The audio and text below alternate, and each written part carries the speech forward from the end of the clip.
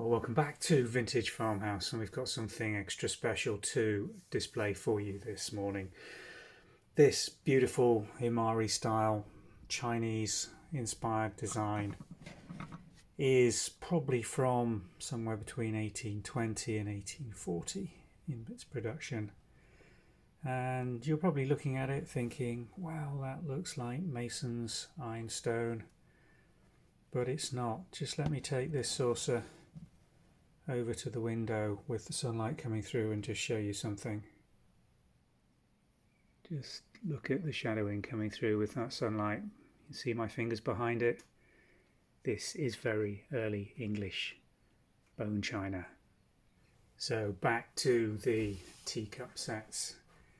Classic, very early English design. Look at that with the arched Gothic style handle, the nipped rim, but the thick base plate. Look at the wear on that.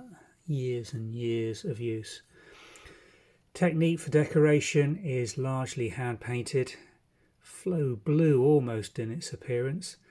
There is nothing on any of these pieces to attribute a manufacturer or factory. The only reference we've got is on a couple of the teacups and saucers. Let me just find one here.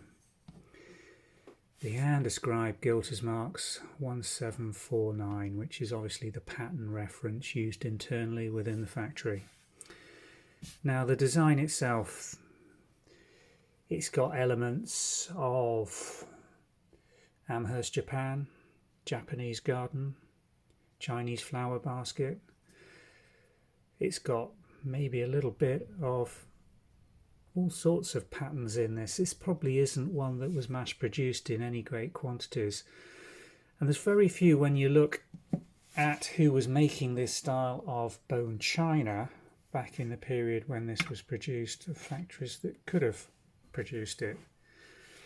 And while there's no factory marks or anything to firmly attribute this to a factory, my money would be on this being produced by Davenport during that period. I don't think it's Minton, and there's very few other people that were producing this type of wear with heavy gilting, so characteristic of the sort of mid-1820s, this in these type of styles. A rare and beautiful piece of early English bone china in fantastic antique collection. Beautiful pieces. This is the type of stuff that gets me excited when I find it. Glazes in very fine condition. There is some very fine crazing, really fine antique crazing on this. No damage to it. The rims are good. The gilt, considering its age, is in superb condition on the majority of pieces. There's some palpable marks. I mean, it's typical of the glazes being used in this early production for there to be inclusions and little faults in the glaze, firing marks, stand marks and stuff. That's all what you would expect. It's all part of the patterner showing its age and originality and authenticity.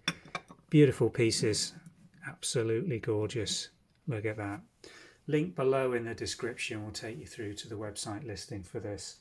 We've got a few pieces going on sale over the next couple of months.